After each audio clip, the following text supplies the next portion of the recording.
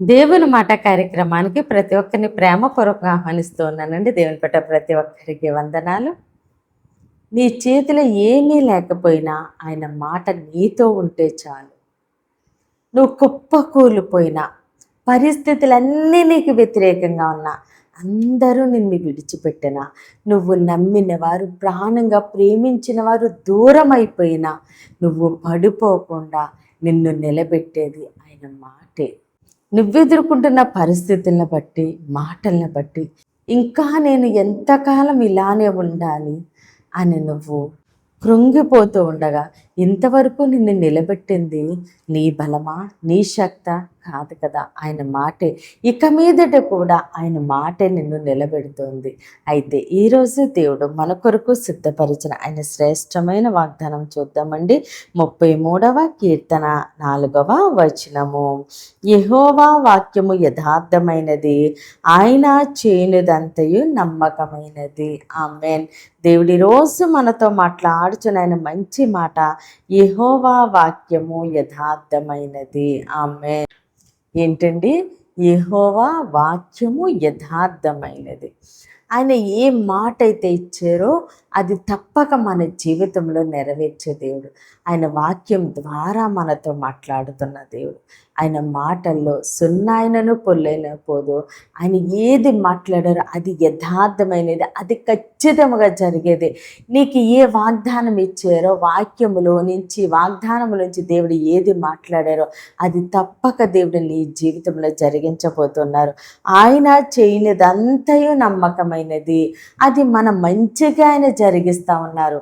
మనము మన పరిస్థితులను బట్టి ఆయన ఇచ్చిన వాగ్దానము, అయ్యో ఈ వాగ్దానం ఇంకా నెరవేరటం లేదు, ఇది ఎప్పుడు జరుగుతుంది అని అనిపించవచ్చు.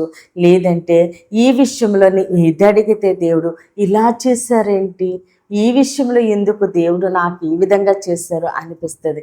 ఎందుకంటే నీకు ఏది మంచిదో, ఏది ఆశీర్వాదమో, ఏది యోగ్యమైందో, ఏది శ్రేష్టమైందో అదే దేవుడు జరిగిస్తూ ఉన్నారు. కాబట్టి ఆయన చేయనిదంతయు నమ్మకమైంది, ఆయన చేసేదంతా నమ్మకమైంది. ఆయన ఏ మాట అయితే ఇచ్చారో అది యథార్థమైనది.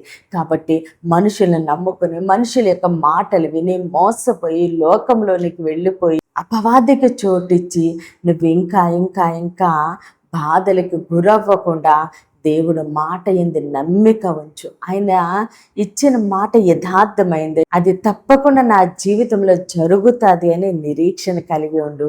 దేవుడు ఏది చేసినా అది నీ కొరకే, మంచికనే నమ్మిక ఉంచినప్పుడు నీ జీవితంలో దేవుడు శ్రేష్టమైన కార్యాలు జరిగించబోతున్నారు. మనుషుల్ని నమ్ముకున్నప్పుడు, వాళ్ళ మాట విన్నప్పుడు, వాళ్ళు చెప్పింది యథార్థము అనుకున్నప్పుడు, మనము పడిపోయినప్పుడు ఎవ్వరూ మనల్ని నిలబెట్టరండి. మనం ఎప్పుడైతే దేవుని యొక్క మాట యథార్థమైనదని, ఆయన ఇచ్చిన వాగ్దానం తప్పకుండా మన జీవితంలో నెరవేరుస్తారని మనము నమ్మిక కలిగి ఉంటాము, మనము పడిపోయినా, కుప్పకూలిపోయిన వ్యతిరేక పరిస్థితుల్లో, అందరూ దూరమైన పరిస్థితుల్లో మరలా దేవుడు మనల్ని నిలవబెట్టబోతున్నారు. ఆయన మాటే మనల్ని నిలవబెడుతుందండి.